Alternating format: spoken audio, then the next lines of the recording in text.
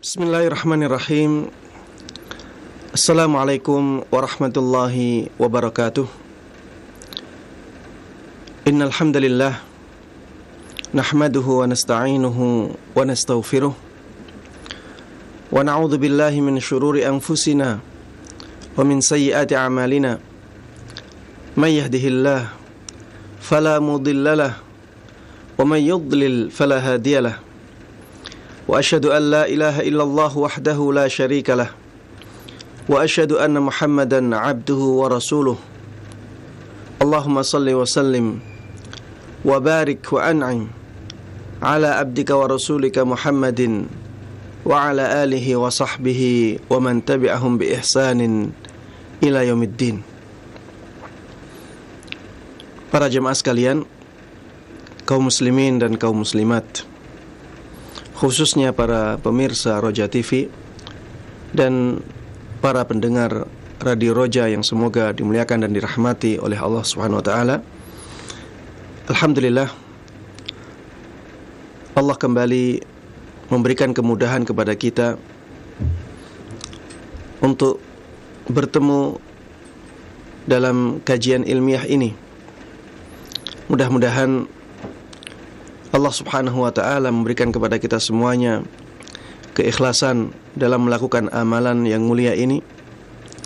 Dan mudah-mudahan Allah Subhanahu wa ta'ala memberikan kepada kita semuanya ilmu yang berkah dan manfaat untuk kita semuanya di dunia ini.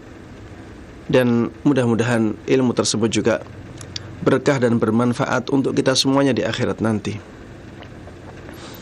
Salawat dan salam semoga selalu tercurahkan kepada Nabi yang sangat kita cintai, Nabi yang sangat kita kagumi, Nabi yang selalu kita taati dan selalu kita percayai, Nabi Agung Muhammad sallallahu alaihi wasallam.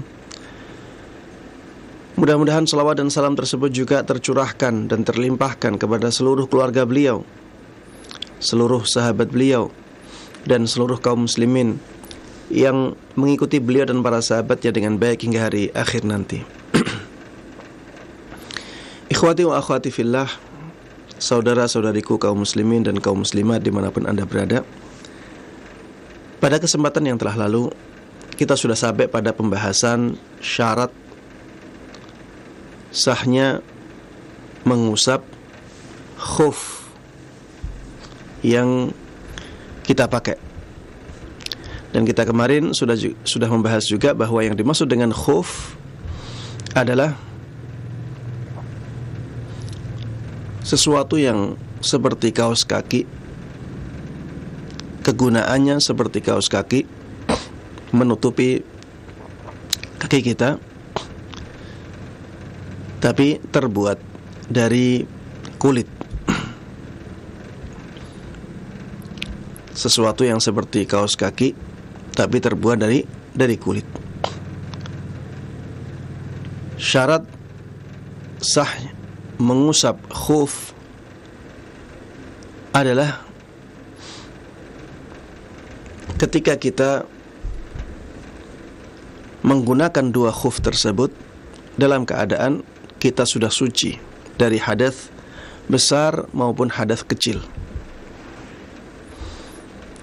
Ketika kita memakai khuf dalam keadaan demikian dan setelah itu kita batal wudu, maka boleh bagi kita untuk mengusap khuf itu. Dalam masalah ini ada suatu keadaan yang diperbincangkan oleh para ulama, yaitu apabila seseorang sudah membasuh salah satu dari kakinya, kemudian setelah itu dia langsung memakaikan khuf di kaki kanannya, setelah itu membasuh kaki kirinya dan memakaikan khuf untuk kaki kirinya. Apakah seperti ini dibolehkan? Maksudnya, apakah setelah itu apabila dia ingin mengusap khuf, maka dibolehkan bagi dia untuk mengusap khufnya? Karena orang ini dalam kenyataan, ya orang ini sebenarnya ketika memakai khuf, kaki yang satunya belum suci karena belum dibasuh. Ketika dia memakaikan khuf untuk kaki kanannya, kaki kirinya masih belum suci. Makanya para ulama ada perbedaan pendapat dalam keadaan seperti ini. Ada yang tidak mempermasalahkannya, ada yang mempermasalahkan. Ada yang mengatakan walaupun keadaannya demikian, maka dia dibolehkan untuk mengusap khuf setelah itu. Ada yang mengatakan tidak boleh, karena syaratnya kita ketika memakai khuf, maka keadaan dua kaki kita sudah suci. Karena Rasulullah sallallahu alaihi wasallam mengatakan, "Fa inni adkhaltuhuma tahirataini." Karena sesungguhnya aku memasukkan kedua kaki ke dalam khuf dalam keadaan keduanya sudah suci. Dalam keadaan keduanya telah suci, berarti telah dibasuh. Dua-duanya sudah dibasuh. Sedangkan orang yang melakukan seperti ini, dia membasuh kaki kanannya ketika wudu, kemudian memakai khuf untuk kaki kanannya, kemudian setelah itu membasuh kaki kirinya, baru memakaikan khuf untuk kaki kirinya. Orang seperti ini tidak memasukkan kedua kakinya ke dalam khuf dalam keadaan keduanya sudah suci, sehingga tidak memenuhi syarat ini. Ya. Namun wallahu taala alam, saya memilih pendapat atau menguatkan pendapat yang mengatakan bahwa yang seperti itu tidak masalah, ya. Karena orang tersebut memasukkan kedua kakinya dalam keadaan sudah dibasuh, dalam keadaan sudah disucikan. Ya. Orang ini memasukkan kedua kakinya setelah dia disucikan dari wudu. Namun demikian, kita sebaiknya menghindari keadaan yang seperti ini, karena adanya perbedaan pendapat di kalangan para ulama.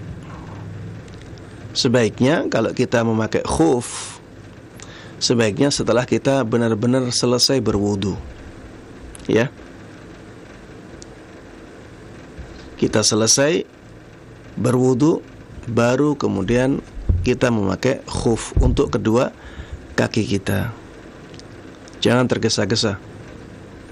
Daripada kita masuk dalam masalah, daripada kita masuk dalam perbedaan pendapat di kalangan para ulama, lebih baik kita keluar dari masalah, keluar dari perbedaan pendapat di kalangan para ulama. Taib. Masalah yang berkaitan dengan khuf juga yang banyak dibahas oleh para ulama. Apakah kita dibolehkan mengusap khuf yang sudah berlubang? Kalau misalnya ada khuf yang sudah berlubang saking lamanya, apakah masih dibolehkan untuk kita usap? Ini permasalahan yang diperselisihkan oleh para ulama. Ada yang mengatakan sudah tidak boleh diusap lagi, karena ada bagian yang tidak tertutup oleh khuf, dan bagian yang tidak tertutup itu harusnya dibasuh, bukan diusap. Dan kalau berkumpul antara basuhan dan usapan, maka yang dimenangkan adalah basuhannya, karena itu yang asal, itu yang asli. Kewajiban asli pada kaki kita adalah basuhan, bukan usapan. Usapan itu menjadi boleh ketika seseorang memakai khuf. Sekarang khufnya berlubang dan terlihat ada bagian yang tadinya wajibnya itu dibasuh, maka khuf tersebut kalau berlubang tidak boleh dibasuh, tidak boleh diusap. Khuf kalau berlubang akhirnya tidak boleh diusap. Kenapa? Karena ada sebagian dari kaki yang terlihat tidak ditutupi oleh khuf, dan sebagian kaki yang tidak tertutupi oleh khuf tersebut harusnya dibasuh. Ini pendapat yang dipilih oleh Imam Syafi'i dan Imam Ahmad dan juga ulama yang lainnya rahimahumullahu jami'an. Pendapat yang kedua, pendapat yang mengatakan bahwa khuf yang berlubang selama masih disebut sebagai khuf, masih dianggap sebagai khuf, maka boleh diusap. Khuf tersebut boleh diusap. Dalil mereka adalah keumuman dibolehkannya mengusap khuf. Dalil-dalil yang umum yang membolehkan kita memakai khuf. Karena tidak ada penyebutan di sana kalau khufnya sudah berlubang maka tidak boleh diusap lagi. Tidak ada penjelasan yang seperti itu pada dalil-dalil yang mensyariatkan diusapnya khuf ini. Dan dahulu di zaman Nabi Muhammad sallallahu alaihi wasallam, kebanyakan para sahabat itu miskin. Kebanyakan para sahabat itu miskin. Dan kemungkinan besar khuf-khuf mereka banyak yang berlubang, banyak yang sudah koyak, karena mereka keadaannya miskin. Biasanya orang miskin memakai khuf dalam waktu yang lama, walaupun sudah berlubang tetap saja dipakai. Dan tidak ada sedikit pun penjelasan dari Nabi kita Muhammad sallallahu alaihi wasallam tentang khuf yang robek atau yang sudah berlubang, bahwa yang seperti itu sudah tidak boleh diusap lagi. Tidak ada sedikit pun penjelasan tentang ini. Padahal banyak terjadi di zaman Nabi Muhammad sallallahu alaihi wasallam. Ini menunjukkan bahwa yang seperti itu boleh untuk diusap. Khuf yang sudah berlubang atau robek itu tetap boleh diusap selama masih dianggap sebagai khuf. Dan pendapat ini dipilih oleh Imam Abu Hanifah, dipilih juga oleh Imam Malik, Imam Ats-Tsauri, Imam Ishaq ibn Rahuya, dipilih juga oleh Imam Ibn Hazm Al-Zahiri. Ini juga dipilih oleh Imam Ibn Al-Munzir yang bermadzhab Syafi'i.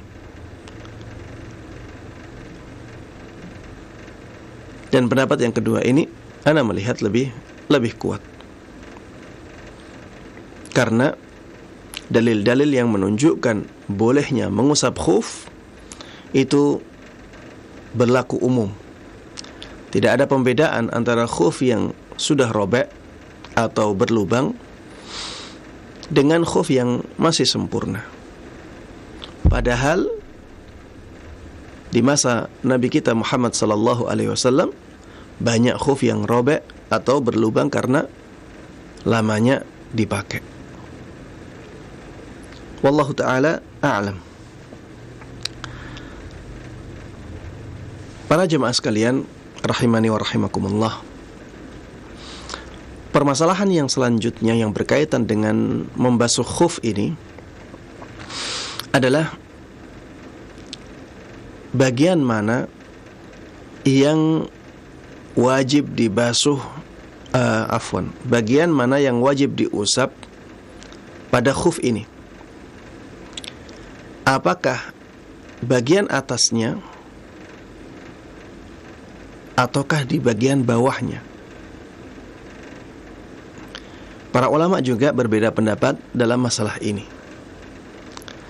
Adapun yang bagian atas, mereka mewajibkan semuanya. Yang bagian atas khuf, para ulama tidak ada khilaf, itu diwajibkan.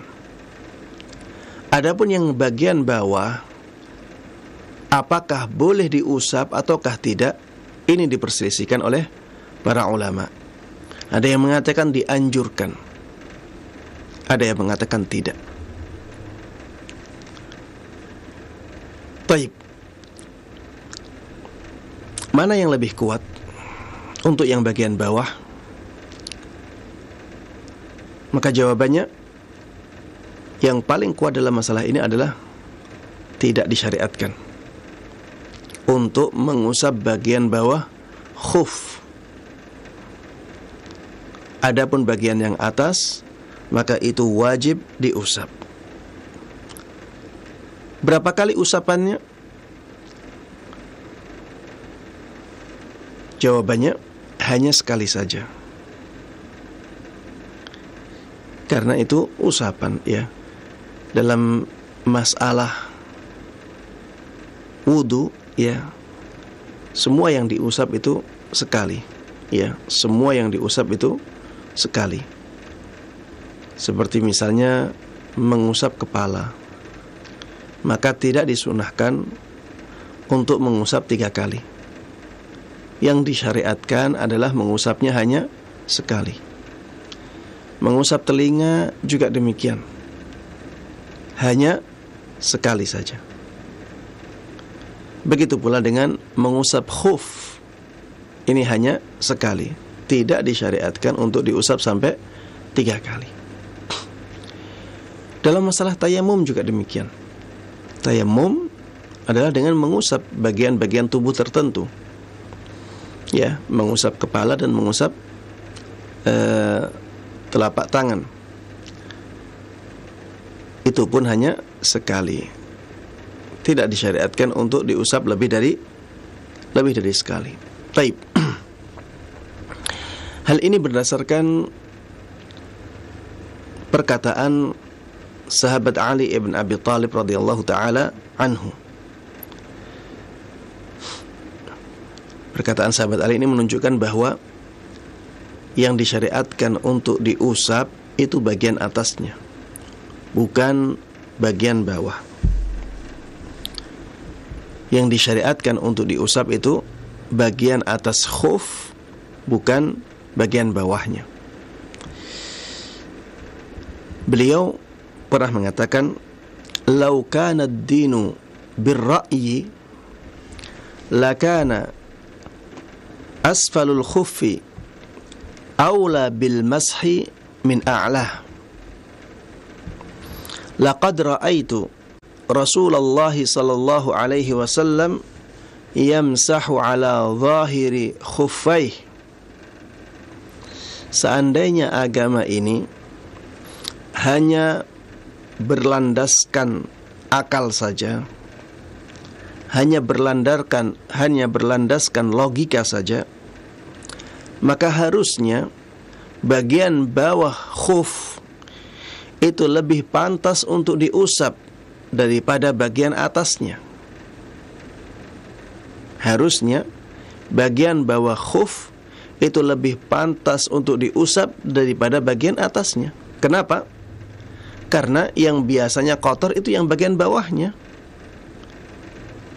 Karena dialah yang dipakai untuk berjalan. Ya, ketika seseorang memakai khuf, itu biasanya kalau dia dipakai untuk jalan di jalan-jalan, ya, maka kemungkinan yang kotor itu yang bawah, bukan yang atas. Kemungkinan yang kotor itu yang bawahnya, bukan atasnya. Maka yang lebih pantas untuk diusap harusnya yang bagian bawahnya, bukan bagian atasnya. Tapi ternyata Rasulullah Sallallahu Alaihi Wasallam dahulu mengusap bagian atasnya, bukan bagian bawahnya. Sahabat Ali ibn Abi Thalib radhiyallahu taala anhu mengatakan, "Laqad ra'aitu Rasulullah sallallahu alaihi wasallam yamsahu ala zahiri khuffaihi." Aku benar-benar pernah melihat Rasulullah sallallahu alaihi wasallam mengusap bagian atas khufnya, bukan bagian bawahnya. Perkataan sahabat Ali ini perkataan yang sangat agung. Dalam masalah agama, kita harus mengikuti tuntunan. Jangan sampai kita mengandalkan logika kita, kemudian kita kesampingkan dalil-dalil yang ada dalam syariat.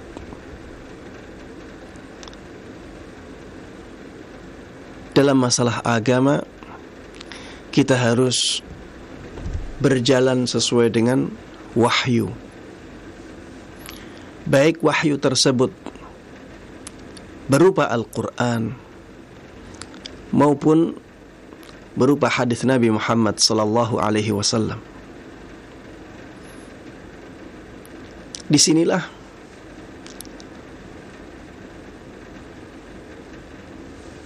kita wujudkan nama Islam. Disinilah bukti bahwa kita benar-benar menyerahkan diri kita kepada Allah Subhanahu wa ta'ala. Islam itu dari kata-kata aslama yuslim, menyerahkan diri kepada Allah Subhanahu wa ta'ala.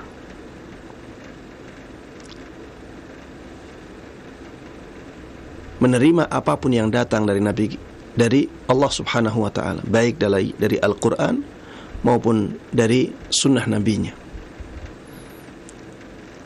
Seorang muslim yang sejati adalah seorang yang menyerahkan dirinya kepada Allah Subhanahu wa ta'ala,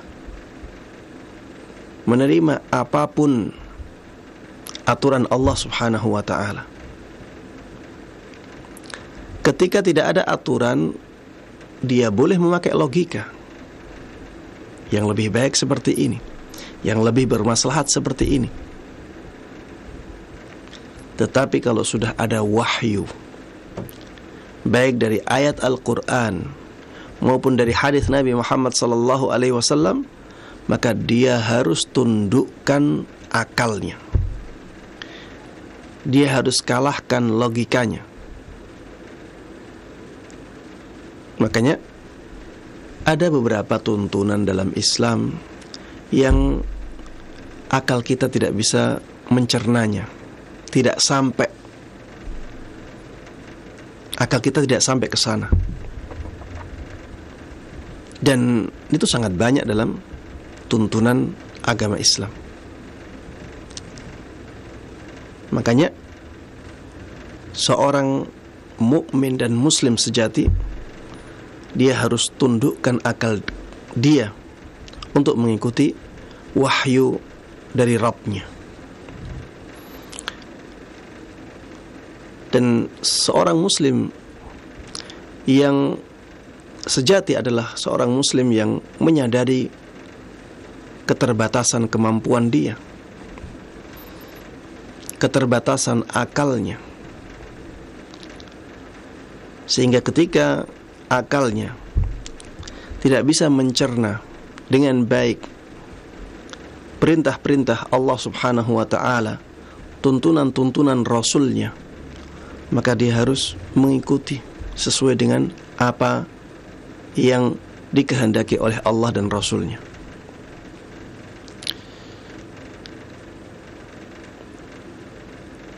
Lau kana ad-dinu bir-ra'i lakana asfalul khuffi aula bil mashi min a'la. Seandainya agama itu hanya berdasarkan logika, maka harusnya bagian bawah khuf itu lebih pantas untuk diusap daripada bagian atasnya. Taib. Pembahasan yang berikutnya adalah pembahasan tentang kapan seseorang sudah tidak boleh lagi mengusap khufnya. Kapan seseorang sudah tidak boleh lagi mengusap khufnya?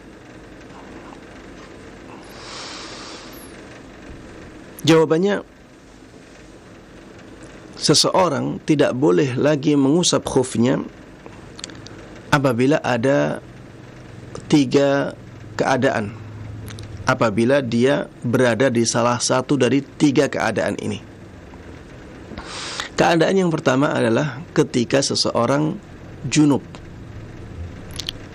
ketika seseorang berhadas besar, ketika dia diwajibkan untuk mandi, maka ketika itu dia sudah tidak boleh lagi mengusap khufnya, karena yang diwajibkan bagi dia adalah mandi. Dan ketika mandi, tidak boleh seseorang mengusap khuf. Ketika mandi, dia harus membasahi semua badan dia.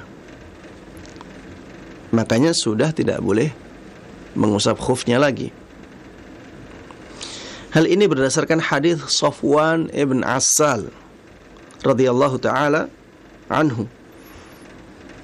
Beliau mengatakan, kana Rasulullah sallallahu alaihi wasallam ya'muruna idza kunna safara alla nanzi'a khifafana 3 ayyamin wa layaliyahunna illa min janabah. Dahulu Rasulullah sallallahu alaihi wasallam memerintahkan kita ketika kita melakukan safar agar kita tidak melepas khuf-khuf kita selama 3 hari 3 malam, kecuali apabila kita dalam keadaan jinabah, dalam keadaan hadas besar.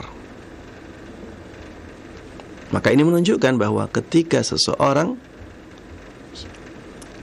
kedatangan hadas besar, maka dia tidak dibolehkan untuk mengusap khufnya, karena yang diwajibkan kepada dia adalah mandi. Dan mandi itu harus dengan basuhan, bukan dengan usapan. Taib. Keadaan yang kedua adalah habisnya masa untuk mengusap khuf. Habisnya masa untuk mengusap khuf. Kemarin kita sudah bahas bahwa mengusap khuf itu ada batas waktunya. Untuk seorang yang mukim, maka batas waktunya sehari, semalam. Untuk seorang yang musafir, maka batas waktunya 3 hari, 3 malam. Kalau seseorang sudah melewati batas waktu ini, maka dia sudah tidak boleh lagi mengusap khuf. Seorang yang mukim, dia dibolehkan mengusap khuf ketika masih dalam batas waktu 24 jam. Kalau sudah melebihi 24 jam, maka dia tidak boleh lagi mengusap khufnya. Tapi apakah otomatis batal? Maka jawabannya tidak. Apakah otomatis wudunya batal? Jawabannya tidak.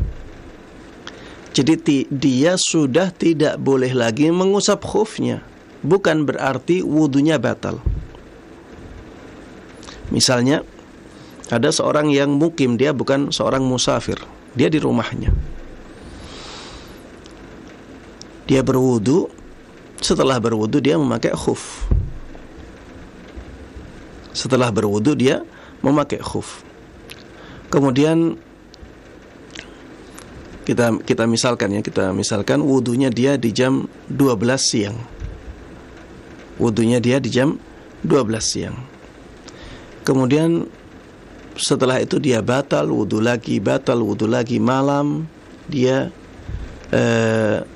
tidur membatalkan wudu, ya.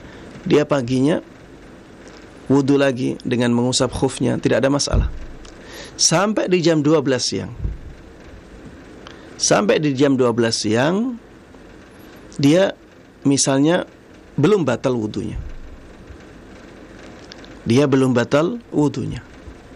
Taib, di jam 12 siang misalnya dia diwajibkan untuk sholat duhur. Apakah dia boleh sholat duhur?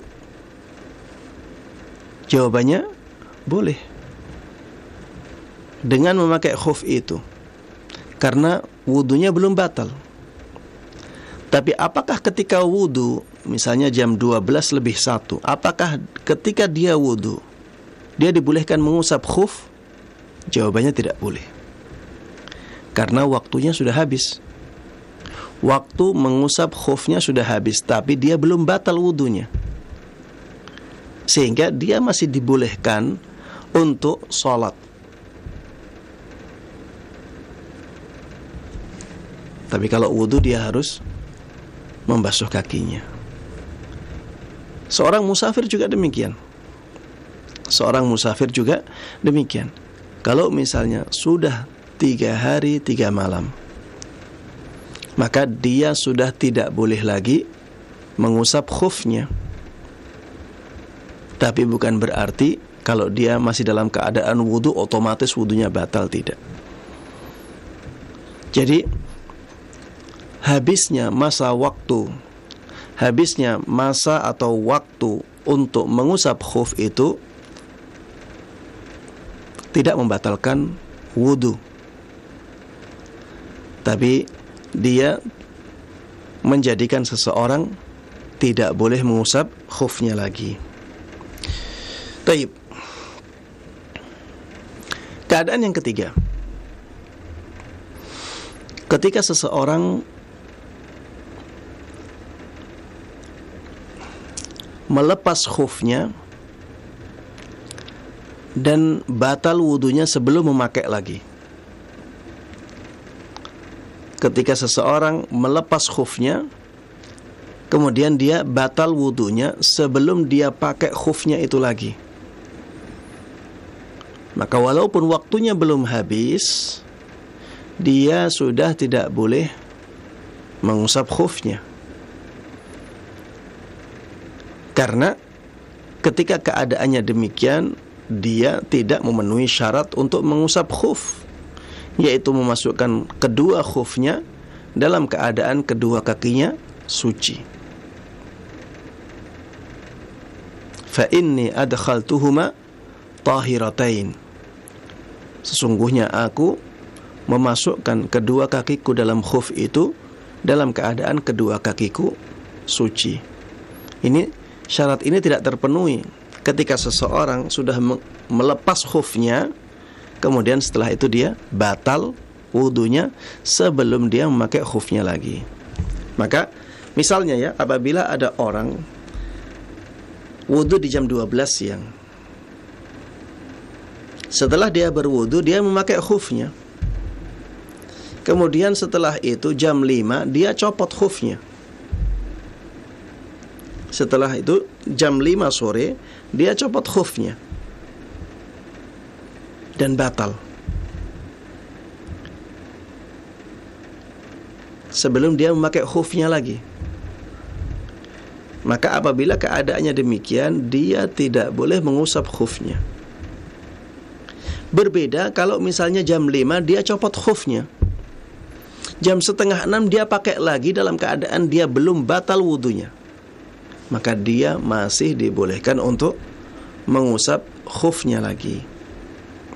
Ya, keadaan yang ketiga ini adalah keadaan di mana seseorang melepas khufnya kemudian dia batal sebelum dia memakainya kembali. Inilah 3 keadaan yang menjadikan seseorang tidak boleh mengusap khufnya lagi.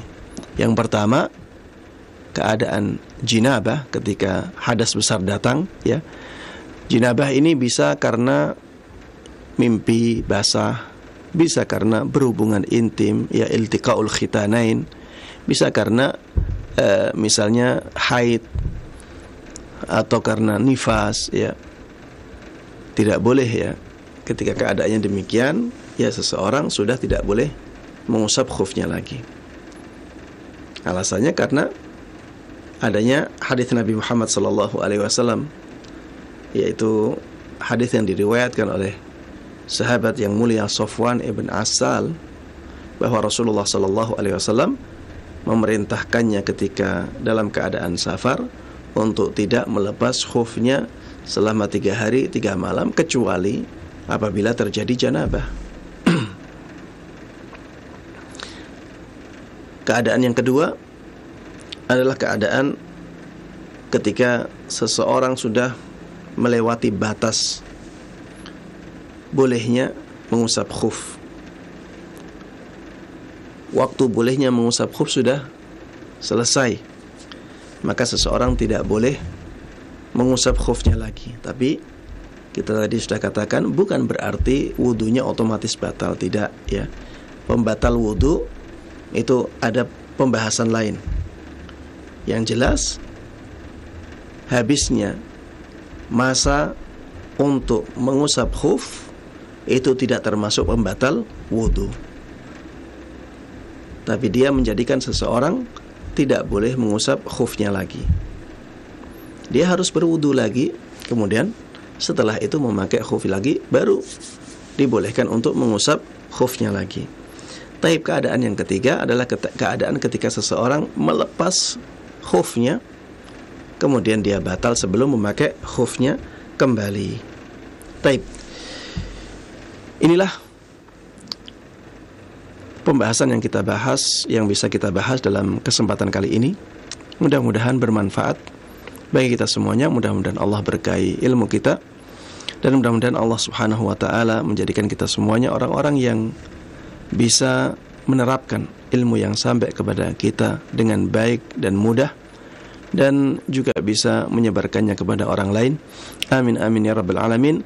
Sallallahu wasallama wa baraka ala nabiyyina Muhammadin wa ala alihi wa sahbihi wa man tabi'ahum bi ihsanin ila yaumiddin.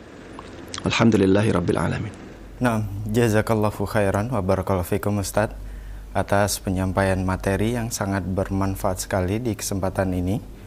Nah, ikhwata Islam azakumullah, silakan bagi Anda yang ingin bertanya secara langsung. Assalamualaikum. Waalaikumsalam. Dengan Ibu siapa di mana? Dari Amba Allah di Tangerang Selatan. Silakan Ibu. Mau tanya Pak Ustadz, saya kan pernah berwudu pakai sepatu, ya.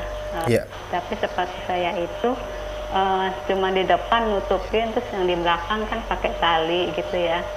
Tapi di dalamnya itu saya pakai kaos kaki sampai nutupin mata kaki gitu Pak Ustadz. Itu gimana ya Pak Ustadz?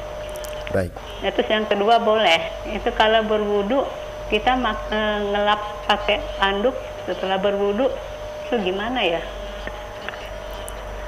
Baik, itu saja Ibu pertanyaannya. Iya, jazakallahu khairan. Assalamualaikum warahmatullahi wabarakatuh. Waalaikumsalam warahmatullahi wabarakatuh. Tafadhol Ustaz.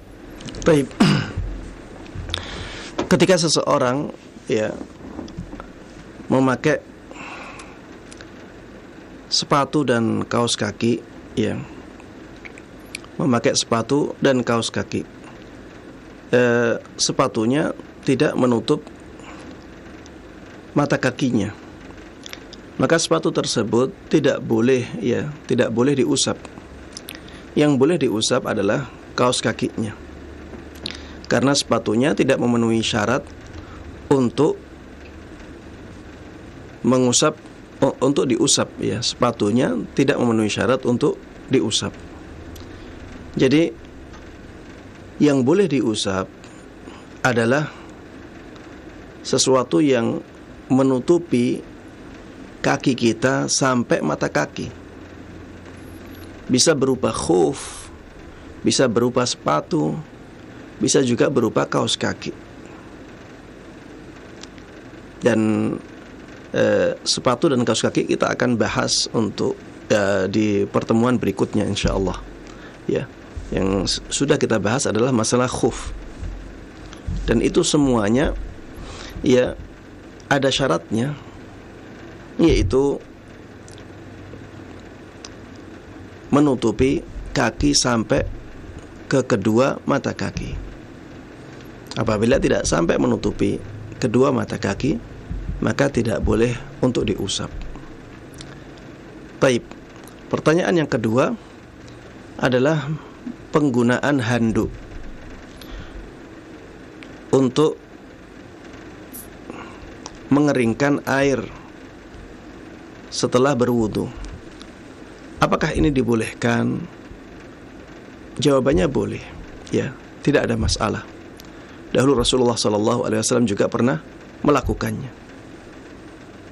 dan itu tidak makruh, ya, tidak kita katakan itu makruh karena menghilangkan athar wudu. Tidak kita katakan demikian. Kenapa? Karena dahulu pernah dilakukan oleh Rasulullah SAW,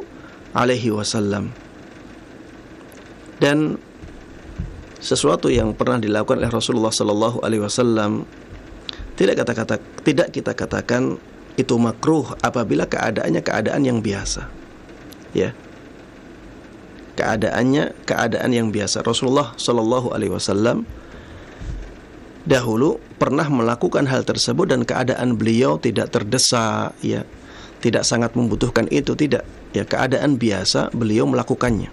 Dan yang seperti ini tidak bisa kita katakan hukumnya makruh. Berbeda ketika Rasulullah SAW melakukannya dalam keadaan terdesak, padahal di sisi lain beliau melarang. Ketika keadaannya seperti itu, maka bisa kita katakan kalau tidak ada hajah itu jadi makruh. Tapi kalau ada hajah, ada kebutuhan yang mendesak, maka kemakruhannya hilang. Wallahu ta'ala alam. Nah, jazakallahu khairan wa barakallahu fikum Ustaz atas jawaban yang disampaikan. Semoga bermanfaat untuk ibu yang telah bertanya. Dan kami beralih ke pertanyaan melalui pesan singkat di kesempatan ini. Baik, dari hamba Allah di Bekasi. Assalamualaikum warahmatullahi wabarakatuh. Ustaz, apakah mengusap kepala yang tertutup jilbab saat berwudu bisa disamakan dengan hukum mengusap khuf? Mohon penjelasannya Ustaz. Jazakallahu khairan. Untuk mengusap kepala yang ditutupi oleh jilbab itu lebih dekat kepada masalah mengusap kepala yang ditutup oleh imamah atau sorban. Ketika mengusap kepala, mengusap sorban yang menutupi kepala itu dibolehkan, maka mengusap jilbab yang menutupi kepala lebih dibolehkan lagi, terutama apabila di tempat-tempat umum. Dan ada dalil yang menunjukkan bahwa Rasulullah SAW dahulu pernah mengusap sorbannya yang menutupi rambut kepalanya ketika beliau berwudu. Ini lebih dekat ya daripada kita mengkiaskannya kepada khuf. Lebih dekat kita mengkiaskan kepada sorban. Rasulullah SAW dahulu pernah mengusap sorban beliau ketika berwudu.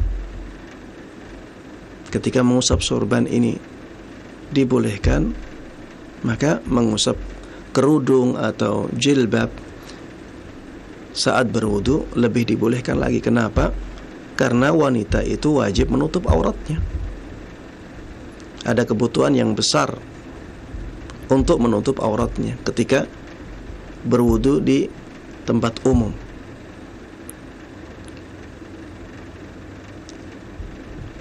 Berbeda dengan laki-laki. Kebutuhan mengusap sorban itu lebih ringan daripada kebutuhan mengusap jilbab apabila di muka umum. Namun yang mungkin perlu diperhatikan ya, kalau kita dibolehkan untuk mengusap jilbab, bukan berarti kita dibolehkan mengusap jilbab yang menutupi wajah kita. Ini dua permasalahan yang harus dibedakan.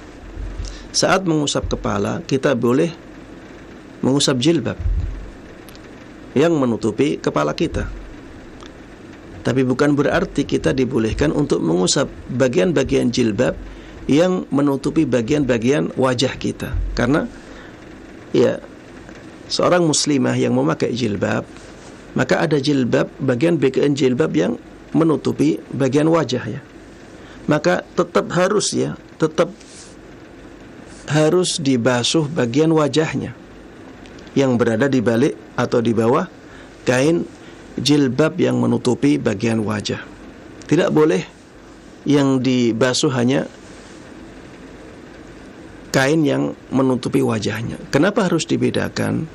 Karena untuk mengusap jilbab yang menutupi kepala itu ada dalilnya. Adapun untuk membasuh jilbab yang menutupi bagian wajah, maka tidak ada dalilnya. Inilah pembedanya. Maka harus diperhatikan hal ini ya. Sisi ini harus diperhatikan. Ketika berwudu di muka umum, seorang wanita ketika membasuh wajahnya, dia harus membasuh semua bagian wajahnya, baik yang tertutupi jilbab ataupun yang tidak tertutupi jilbab. Adapun untuk membasuh rambut di kepalanya, maka boleh adapun untuk rambut di kepalanya, maka dia dibolehkan untuk mengusap jilbabnya yang menutupi rambutnya, karena adanya dalil yang membolehkan hal tersebut. Wallahu ta'ala a'lam. Nah, jazakallahu khairan wa barakallahu fikum Ustaz atas jawaban yang disampaikan. Semoga bermanfaat untuk penanya yang berada di Bekasi. Masih pertanyaan melalui pesan singkat kembali dari hamba Allah. Assalamualaikum warahmatullahi wabarakatuh Ustaz.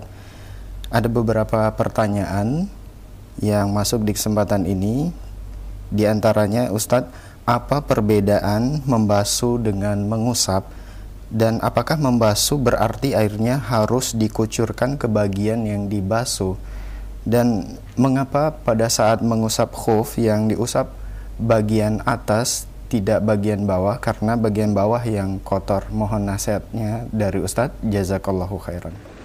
Ya, perbedaan antara mengusap dengan membasuh ya, perbedaannya jelas sangat terlihat ya. Kalau kita mengusap itu cukup dengan membasahi tangan kita, kemudian kita usapkan ke bagian yang wajib diusap atau dianjurkan untuk diusap.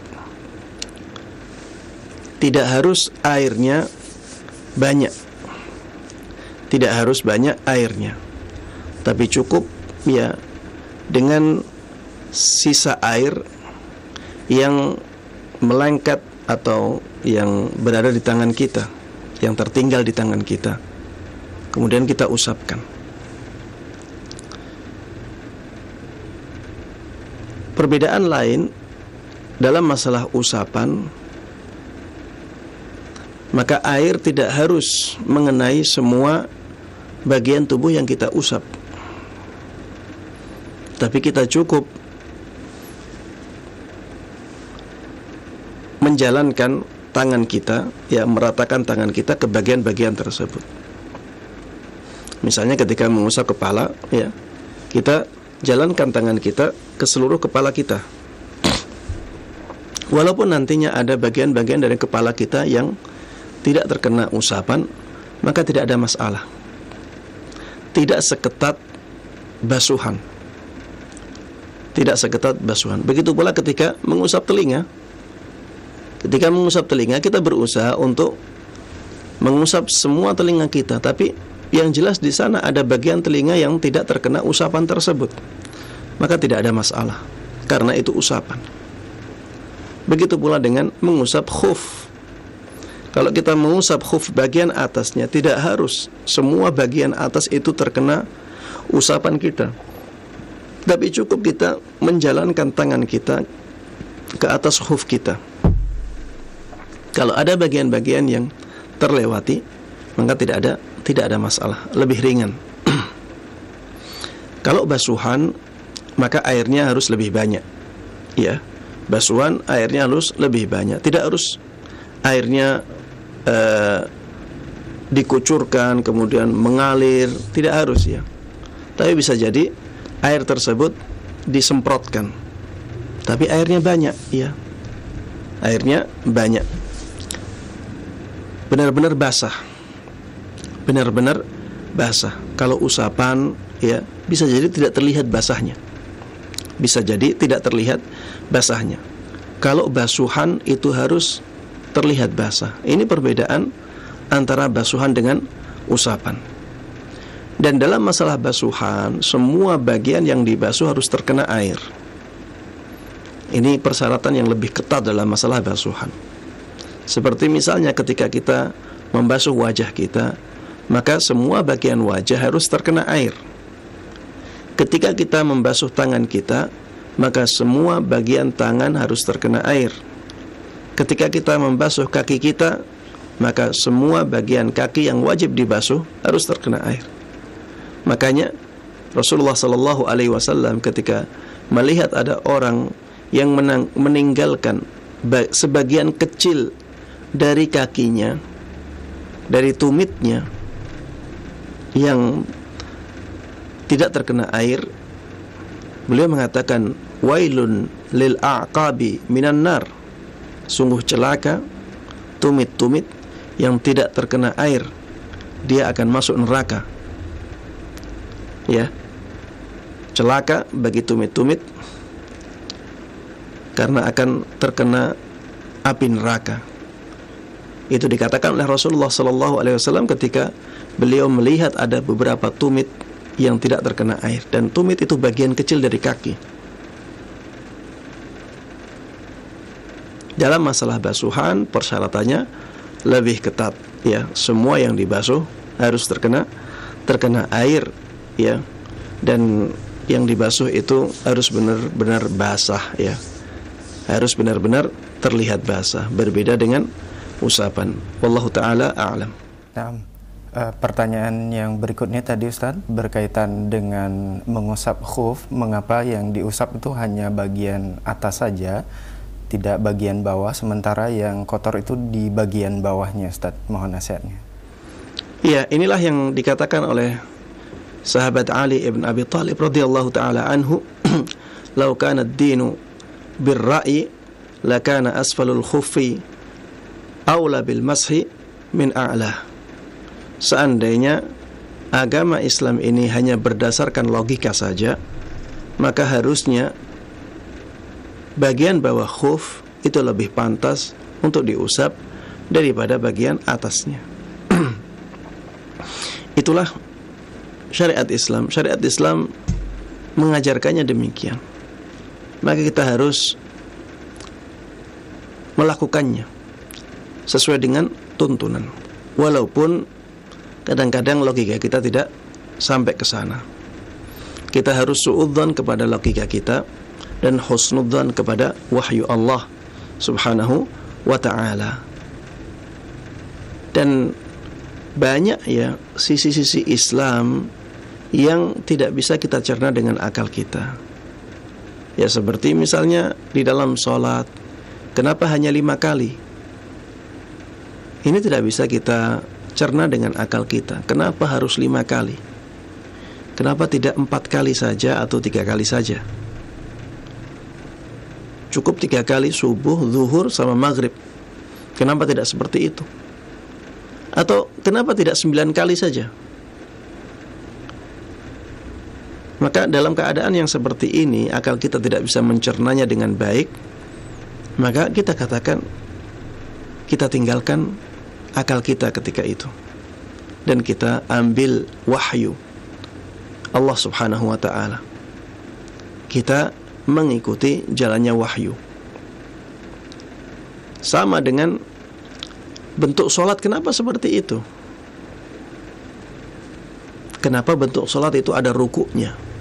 Kenapa dari berdiri tidak langsung sujud misalnya? Kenapa sujudnya 2 kali? Kenapa enggak sekali saja sebagaimana rukuk sekali? Kenapa sujudnya 2 kali? Kemudian kenapa yang dibaca bacaan-bacaan seperti itu? Kenapa Allahu Akbar bukan Allahu A'zam? Dua-duanya sama, Allahu Akbar, Allah Maha Besar, Allahu A'zam, Allah Maha Agung. Kenapa tidak boleh diganti? Kenapa harus Allahu Akbar? Kenapa tidak La ilaha illallah saja? Sama-sama mengingatkan seseorang kepada Allah Subhanahu wa ta'ala. Kenapa yang dibaca ketika duduk itu tasyahud? Kenapa tidak membaca surat dalam Al-Quran saja? Kenapa ketika sujud kita tidak boleh membaca ayat Al-Quran? Padahal ayat Al-Quran adalah sesuatu yang sangat mulia. Ada hal-hal yang seperti ini, kita tidak bisa mencernanya dengan baik. Maka sebagai seseorang yang mengaku muslim, menyerahkan dirinya kepada Allah Subhanahu wa ta'ala, kita harus benar-benar menjalankan sesuai dengan apa yang diinginkan oleh Allah Subhanahu wa ta'ala. Ketika kita tahu alasannya, tahu hikmahnya, alhamdulillah. Tapi ketika kita tidak tahu hikmahnya, maka kita harus tunduk. Harus tetap tunduk sesuai dengan apa yang diinginkan oleh Allah Subhanahu wa ta'ala. Itulah bukti keislaman kita, bahwa kita benar-benar menyerahkan jiwa raga kita kepada Allah Subhanahu wa ta'ala. Taib, Allah ta'ala alam. Jazakallahu khairan wa barakallahu fikum Ustaz atas jawaban yang disampaikan. Semoga bermanfaat untuk penanya. Dan masih kami buka kesempatan bagi Anda yang ingin bertanya secara langsung. Assalamualaikum Ustaz. Waalaikumsalam warahmatullahi wabarakatuh. Dengan Bapak siapa di mana? Dengan Abu Alif di bawah Ustaz. Silakan Abu Alif. Barakallahu fiik Ustaz. Wa fiik barakallah. Begini, apabila kita telah berwudu, kemudian kita bersentuhan dengan istri kita yang masih mempunyai hadas besar, yang seharusnya dia mandi dulu, apakah wudu kita itu batal, Ustaz? Baik, itu saja demikian, Bapak pertanyaannya. Ya, demikian pertanyaan. Assalamualaikum warahmatullahi wabarakatuh. Waalaikumsalam warahmatullahi wabarakatuh. Tafadhol Ustaz. Ya, ini permasalahan yang diperselisihkan oleh para ulama, ya. Kita harus saling menghormati perbedaan pendapat yang ada di kalangan para ulama. Imam Syafi'i rahimahullahu ta'ala mengatakan bahwa menyentuh wanita yang bukan mahram itu membatalkan wudu. Menyentuh wanita yang bukan mahram itu membatalkan wudu. Dan ini juga ya sudah diungkapkan sebelumnya oleh sahabat yang mulia Ibnu Mas'ud radhiyallahu taala anhu. Dan para ulama yang mengatakan pendapat ini berdalil dengan firman Allah Subhanahu wa taala, "Aula mastumun nisa falam tajidu ma'an fatayammamu sa'idan thayyiba." Atau kalian menyentuh wanita, kemudian kalian tidak mendapatkan air, maka bertayamumlah dengan debu yang baik. Baik. Pendapat ulama lain, ya, di antaranya Imam Abu Hanifah rahimahullahu taala, begitu pula Imam Ahmad rahimahullahu taala, mereka mengatakan bahwa menyentuh wanita tidak membatalkan wudu. Menyentuh wanita secara mutlak tidak membatalkan wudu. Mereka berdalil dengan hadis-hadis yang menunjukkan bahwa Rasulullah sallallahu alaihi wasallam pernah menyentuh istrinya, yaitu Aisyah radhiyallahu taala anha, tapi beliau tidak mengulangi wudunya. Dan ada beberapa hadis yang menunjukkan hal ini. Mereka juga berdalil dengan keadaan di Haji Wada,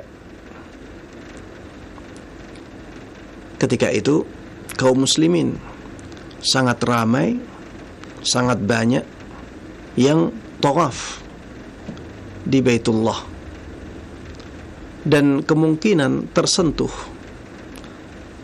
kemungkinan bersentuhannya kulit laki-laki dan wanita ketika itu sangat besar. Tapi tidak ada satupun penjelasan yang membahas masalah ini sama sekali.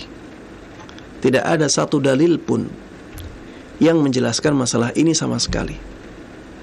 Padahal kemungkinan bersentuhannya kulit antara laki-laki dan perempuan itu sangat besar. Apalagi ketika itu ya, keadaan kota Makkah tidak seperti keadaan di zaman kita. Tempat tawaf tidak sebesar di zaman kita. Ketika itu semuanya masih sangat sederhana, masih sangat sempit, dan kaum muslimin jumlahnya sangat banyak. Ya, ketika haji wada, kaum muslimin jumlahnya sangat banyak. Disebutkan di dalam sebuah athar ya, bahwa ketika itu sahabat Nabi Muhammad SAW berjumlah lebih dari 100.000 yang ikut berhaji bersama Rasulullah SAW, lebih dari 100.000. Kita bisa bayangkan 100.000 ketika tawaf ya. Coba bayangkanlah setengahnya saja, misalnya 50.000 tawaf. Di zaman Nabi Muhammad SAW keadaan masih sangat sederhana. Tempat tawafnya juga masih sangat sempit. Kemungkinan untuk bersentuhan antara kulit laki-laki dan wanita ketika itu sangat besar. Ketika tidak ada penjelasan bahwa itu membatalkan wudu, maka ini menunjukkan ya bahwa bersentuhannya laki-laki dan wanita itu tidak membatalkan wudu. Dan jangan dihubungkan antara masalah ini dengan masalah dosa. Ya, bisa jadi seseorang tidak batal wudunya, tapi dia terjatuh ke dalam dosa. Bersentuhannya kulit laki-laki dan wanita yang disengaja, padahal itu tidak dihalalkan, bersentuhannya tidak dihalalkan, maka ini dosa. Taib. Mana pendapat yang lebih kuat dari dua pendapat ini? Saya secara pribadi menguatkan pendapat yang kedua. Pendapat yang mengatakan bahwa bersentuhannya laki-laki dan wanita itu tidak membatalkan wudu, walaupun wanitanya dalam keadaan hadas besar. Ya, karena dalilnya umum, tidak membedakan antara wanita yang berhadas besar ataupun dia berhadas kecil ataupun tidak berhadas. Tidak ada pembedaan itu. Adapun ayat yang dijadikan sebagai dalil bahwa bersentuhannya laki-laki dan wanita itu membatalkan wudu, yaitu aula mastumun nisa falam tajidu ma'an fatayammamu sa'idan thayyiba, maka ayat itu menjelaskan tentang jima ya. Ayat itu menjelaskan tentang hubungan intim antara laki-laki dan wanita, dan hadas yang dimaksud dalam ayat itu adalah hadas besar, yaitu janabah. Hal ini sebagaimana disampaikan oleh sahabat Ibnu Abbas radhiyallahu taala anhuma ketika menafsiri ayat tersebut. Dan sahabat Ibnu Abbas radhiyallahu taala anhuma bisa diunggulkan dalam masalah tafsir karena beliau mendapatkan doa dari Nabi kita Muhammad sallallahu alaihi wasallam, Allahumma 'allimhu at-ta'wil wa faqihhu fid din. Ya Allah, ajarkanlah kepada dia, kepada sahabat Ibnu Abbas radhiyallahu taala anhuma, at-ta'wil, yaitu ilmu tafsir, penafsiran ayat-ayat Al-Qur'an. Wa faqihhu fid din, dan berikanlah dia pemahaman tentang agama yang mendalam. Ini doa Nabi kita Muhammad sallallahu alaihi wasallam kepada sahabat Ibnu Abbas radhiyallahu taala anhuma, sehingga ya penafsiran beliau bisa lebih diunggulkan daripada penafsiran sahabat-sahabat yang lainnya, meskipun mereka semuanya adalah sahabat-sahabat yang mulia. Karena sisi doanya Rasulullah sallallahu alaihi wasallam kepada sahabat Ibnu Abbas radhiyallahu taala anhuma, wallahu taala alam. Demikian yang bisa ana sampaikan dalam jawaban pertanyaan ini, dan jawaban ini menjadi akhir dari pertemuan kita pada kesempatan kali ini. Mudah-mudahan Allah Subhanahu wa taala menjaga kita semuanya. Mudah-mudahan Allah Subhanahu wa taala menyelamatkan kita semuanya dari wabah, utamanya pandemi COVID-19. Dan mudah-mudahan Allah memudahkan kita kembali untuk bertemu dalam kesempatan berikutnya. Amin amin ya rabbal alamin. Dan saya tutup kajian dengan doa kafaratul majlis. Subhanakallahumma wa bihamdik, asyhadu an la ilaha illa anta, astaghfiruka wa atubu ilaik. Wassalamualaikum warahmatullahi wabarakatuh.